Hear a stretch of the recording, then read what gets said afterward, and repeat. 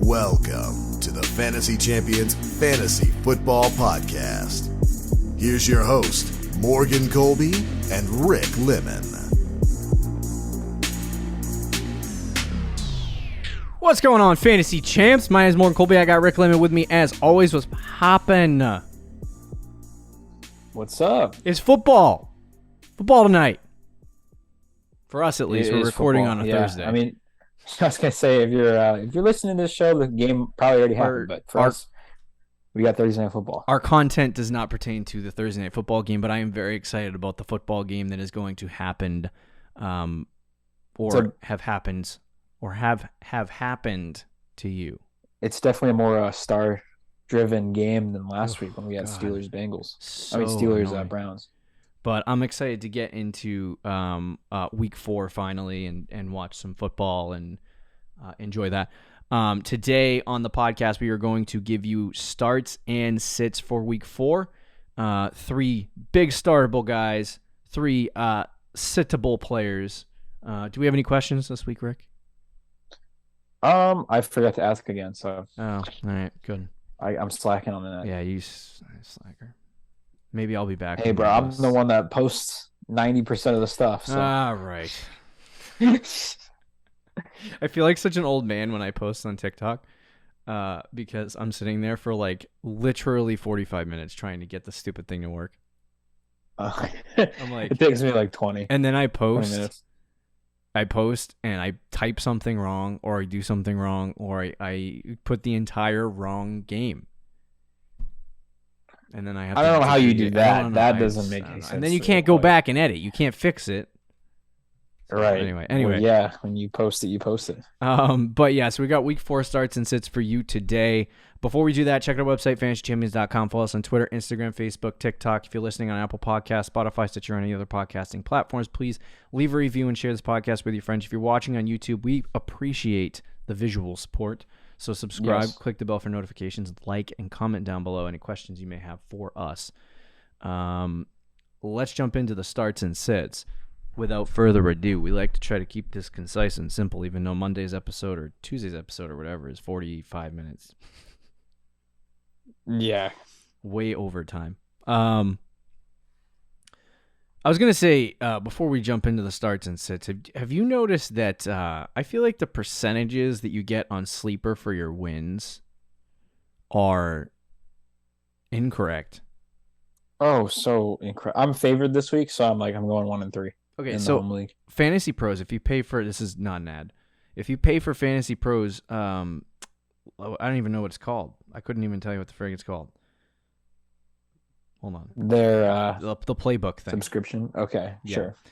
And you go into that, they got like a league analyzer, they analyze transactions, they have power rankings, all kinds of stuff. Really interesting. But they have a matchup percentage thing. I find this one to be actually pretty accurate. Yeah.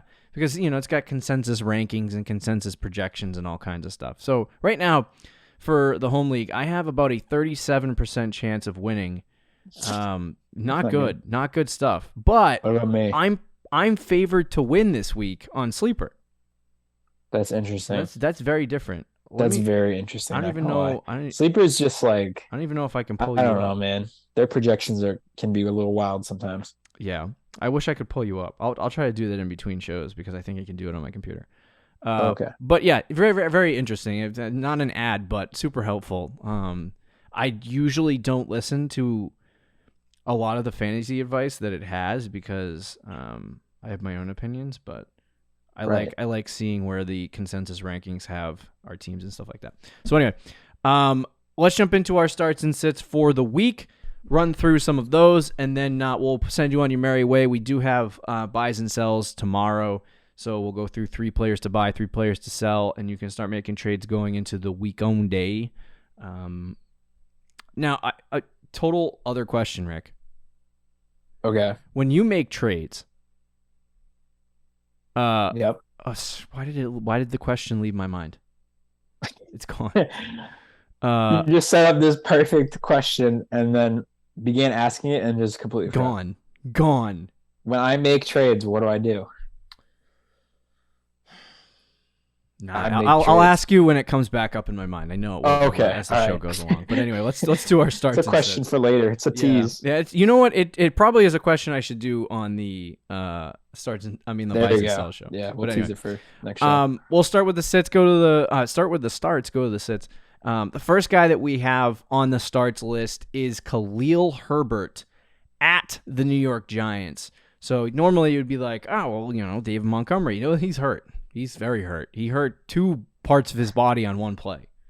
So that's kind of hard to do. Yeah, that's kind of hard to do. But so he expectation is that he will not play. Khalil Herbert had a great game coming in for support of David Montgomery when he got hurt. The Giants blow. We know that. Everyone knows that. Hey, they're 2-1, bro. They are 2-1. There were 3 teams undefeated going into Monday. And they were almost one of them. They were undefeated going into Monday. Right. But they were almost 3-0. They were almost 3-0. So anyway, there's only 2 undefeated teams left. But for Khalil Herbert, like last week, the Giants played the Cowboys, and they played Zeke, they played Tony Pollard, and I think they had 160 plus rushing yards and multiple touchdowns rushing. Obviously, Chicago has a abysmal offensive line, I would say piss poor offensive scheme, but there should be some good things for Khalil Herbert in this game, and there should be some amounts of success for Khalil Herbert. So if you picked him up off the waiver wire, you need a good flex play. I'd slide Khalil Herbert into that secondary slot.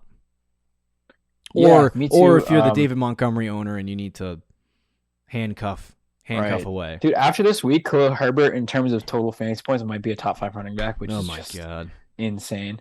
Nasty. But yeah, absolutely everything you said. Like the Giants' rush defense is not good. Pollard had 105 yards on 13 carries, 8 yards a carry, and then Zeke was at 15 carries, 73 yards and a touchdown. So they combined for, quick math there, that's like 178 rushing yards and a touchdown. So that's really, really good. And not to mention the Bears, the way they've been playing offense this year is they're running the ball like 60-70% of the time. So Khalil Herbert had 20 carries this past week coming into the game from Montgomery. So they might give him another 20 plus carries this week against the Giants that have struggled against the run recently. So I would expect Herbert to have another monster week. 30 points is a lot. I don't think he's getting that in PPR. But I could see a 20-point week from him. Yeah. Definitely don't think he's going to get 30. I would probably say ridiculous. He's probably going to be in the range 15 of like to 20. 15. Yeah. I don't even know if he'll reach 20 just because he did have a big week. That's true. In the passing work, he doesn't really have. Yeah. It's got to be purely on the ground. But the Giants are, they give up 22 fantasy points a game to the running back position. That is basically top 12 or 13 worst in the NFL. And there's literally no other, unless, do you think Tristan Ebner is going to get a lot of work? No. Back there. Yeah, so it probably is going to just be Herbert most of the day. And, hopefully they'll have success. There were also reports, like you saw David Montgomery in camp, and he was really good. And there was some really good things going on with David Montgomery, but there was also a lot of hype surrounding Khalil Herbert and how they really liked him. So, obviously not a starting running back in the NFL, but... Well, he might be. Right now he is, but he's startable. Absolutely, yeah. And he should be good. Number 2, this is pertaining to injury. I do have a question when we're done talking about this to see where your mind is at, Rick. But it's Gabe Davis at the Baltimore Ravens. I believe that's the correct matchup. Baltimore has been bad. They've been bad, man. This is like historically bad. Baltimore, 46.7 fantasy points to the wide receiver position in 3 weeks. 46.7. They gave up wild. Rick, they gave up 20 fantasy points without a touchdown to Devontae Parker. 5 catches, 156 that's really, yards. really bad. That's wow. So, and not to mention what they did week 2 against the Dolphins. Yeah, two wide receivers with 40 points. So I think it's safe to say, I mean, Diggs is going to get his. Like, if you have Diggs, you're riding Diggs all day. Right. But Pause. Gabe Davis, there's an injury situation, so just watch the injury situation. This is the assumption. This is under the assumption that he plays. But there's plenty of fantasy points to go around for Gabe Davis. I think if you're talking about one of those, like Rick and I didn't super like Gabe Davis coming into the season. We thought he was drafted too high, and the early season numbers have kind of shown that usage-wise. So I think people are going to probably, at the end of the day, get screwed by their draft stock on Gabe Davis. But I do think he's a decent player, and he's a good player to have in your lineup on given weeks. And against Baltimore, I think this is a really good week for him. So I would get him out there, see what you get out of him. Probably around 15 fantasy points is what my expectation would be. Yeah. If you're going to start Gabe Davis, this would be a week to do it. The Ravens have a horrible secondary, and I think it's also beat up. So it's really not looking good for them. And we know, one of the things I've said about Davis is he's another one of those inconsistent receivers where he'll have a big week and then struggle another week. And I think this could be one of his big weeks if he plays, which is definitely a concern. As of right now, he didn't practice on Thursday. Yeah. So definitely keep your eye out for that. If he doesn't play, I would like to say that Jerry Jeudy would be my start of the week, my wide receiver. But that's just if Gabe Davis doesn't play. But if he does, yeah, I would expect a touchdown. Every target's not going to Diggs. And Isaiah McKenzie had his week last week, so it all points to Gabe Davis having a big week if he plays. Yeah, definitely. This is either going to be a freaking lights out. Like, what the heck is the over under for this game? Oh my gosh, I can look it up. It's got to be in the 50s, like high 50s. Oh yeah, it's going to be. I might even take the over, but this could be one of those games where they both score like 10, and it's just like wacky because everybody hates fantasy football. Let's see. Of course, it takes 10 years to load when I need it to, right? Sheesh. I should just have the over-unders open all the time. For all the games? Yeah, for all the games all the time. Yeah, honestly. All right, I'll move on to the next guy while you're figuring that out. I will give it to you in a second, but you can move on. All right, number 3 in the final 51, which feels low. Yeah, that feels, well, I mean, yeah. It's a high number, but it's not the highest of the week. I would bet the over on it. Yeah, I'd bet the over too. Number 3 in our last start of the week is Chris Olave versus Minnesota. Olave has had 2 straight weeks of 13 targets. Michael Thomas is kind of he's dealing with injuries again. This is the thing. And he's providing, like, Olave has looked good. He's not just getting target share, he's also looking like really good with the target share. He's the deep ball threat too. Yeah. So, going up against the Minnesota Vikings, the Vikings so far this year, they've actually been, I'm trying to find their numbers. They've been mediocre, middle of the pack, giving up 29 fantasy points a game so far. But there's really, for this football team, there really is no one else that they can throw the football if Michael Thomas is not on the field. They don't really have many other options outside of, Thomas and Alvin Kamara. And so I do feel like Chris Olave at the wide receiver position, especially if Mike Thomas does not play, is most likely going to get the lion's share of the work and have a really big game and score a lot of fantasy points this week. So he's almost becoming, if the target share stays consistent, he's almost becoming a week-to-week start at this point, especially in flexes. So I love Olave this week, and I like Olave moving forward. Yeah, I'm definitely on the Olave train as well, and he's got a great matchup against the Vikings. Back-to-back weeks with 13 targets is ridiculous, and there is a chance Michael Thomas doesn't play. That being said, to play devil's advocate, are you a little scared that Winston might not play this week? Oh my God, I forgot about that. Yeah, he also has not practiced at all this week, and there's reports that he may not play. So is this another asterisk? Because the backup's Andy Dalton. Yeah, so I would say, like, I mean, This could be a good week for Alvin Kamara if he's playing. Is he oh playing? yeah, 100%.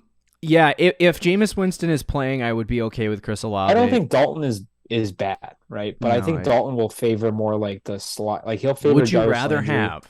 He'll favor Alvin Kamara on the week game. of backup quarterbacks playing? Would you rather have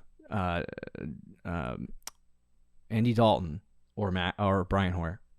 Andy Dalton, 100,000%. It's also an easier matchup. He's got better weapons, easier matchup. Yeah, so I mean, I think Olave could be okay in both ways. Just temper excitement and expectations for Olave if Winston Dalton, does not play, because even Winston's not. Well, that's the thing. Winston's not great, but Winston will throw the ball down the field. Andy Dalton, I don't know if he will. Right. That's the only thing that would concern me. But if Winston plays, Olave is a fantastic start, right? Yeah. Oh, yeah, 100%. Especially if Michael Thomas is out. Right. Which it's trending towards that direction. Okay. There are your starts. Khalil Herbert, Gabe Davis, Chris Olave. Let's talk about some sits. One of the guys that I feel like this always happens for players that are waiver wire guys. They're like, pick them up off the waiver wire. By the way, you can't start them this week. They have a bad matchup. The Packers have sucked. Yeah, a little bit. They haven't been great offensively. On offense, yeah. On offense, yeah. Defensively, they look fine. But on offense, they scored 14 points last week. I think they scored 7 week 1. They have not been scoring a lot of points. It's clear, like, not having Devontae Adams is hindering the Packers. And, Rodgers got paid, so I don't even think he cares really that much anymore. I mean, it looked like he cared week 1 when he was screaming at everyone. Yeah, a little bit. At some point, he just gives up. So, but we told you to pick up Romeo Dobbs. He is going up against New England this week. New England has been much better against the pass than people initially anticipated on the season. I think Jonathan Jones, their outside cornerback, is rated as by PFF as one of the best corners so far this season.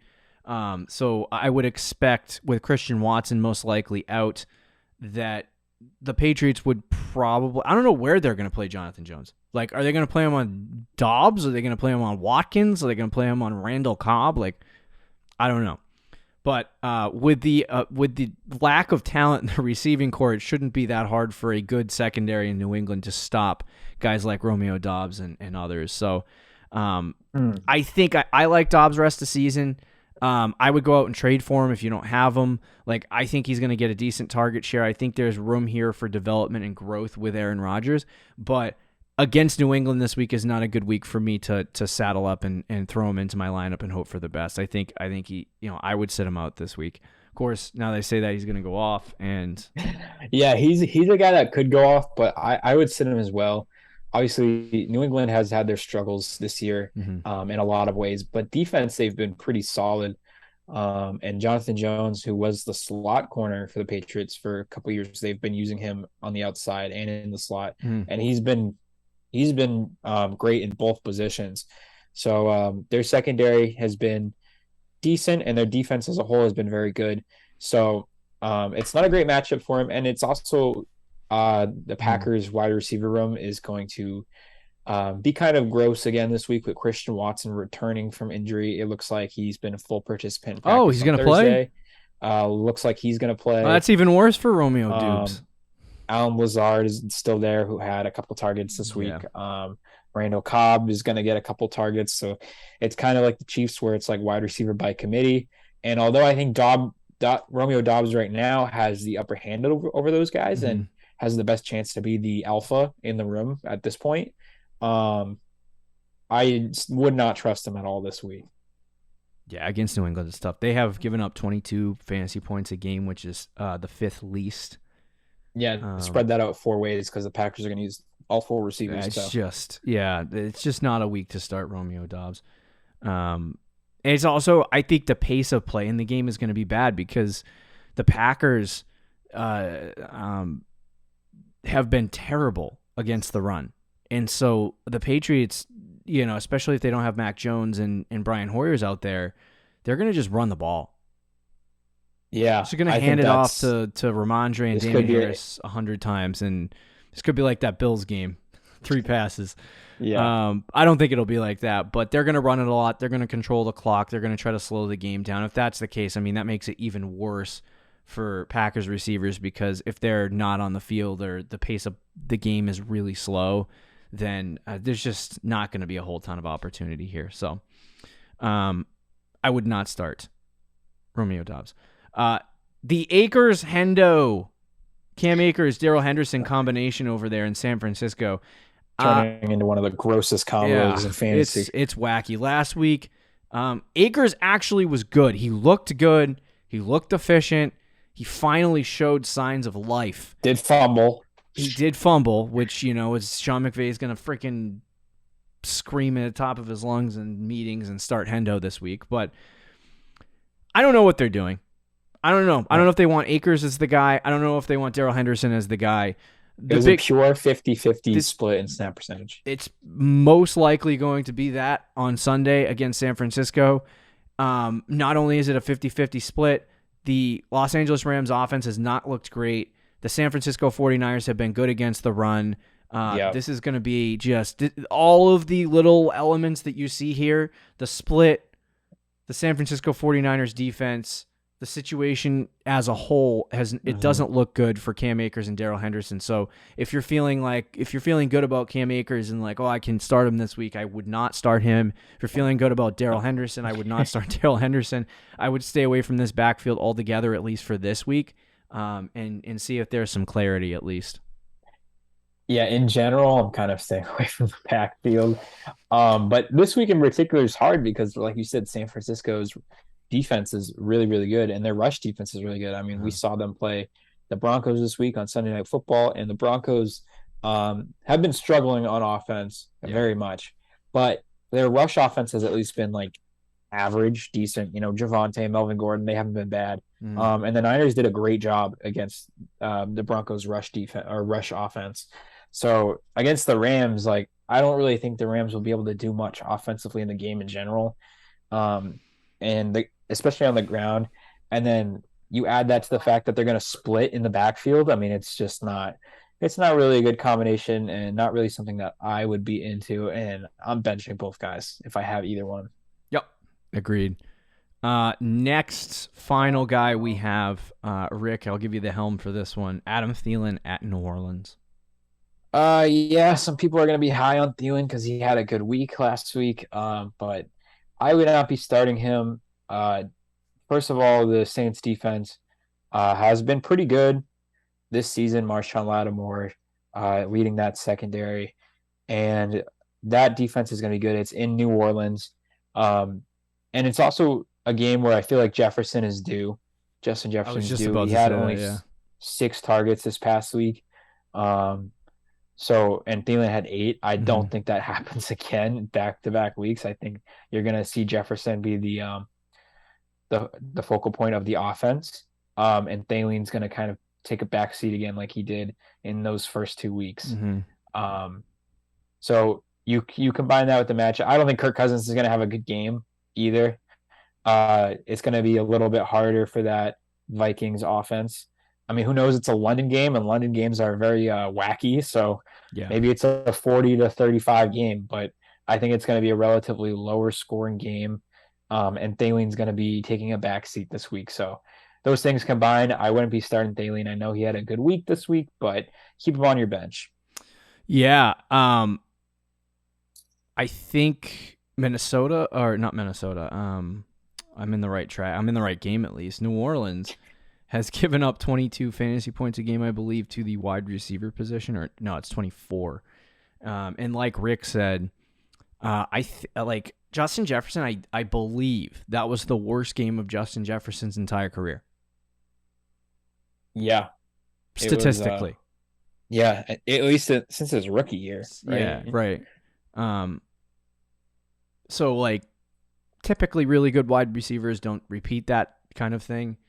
And so there definitely is going to be a method of preparation for him, and he's going to come out and he's probably going to get a lot of fantasy points. And so if they only give up 24, They're not going to go to Adam Thielen, that's for sure.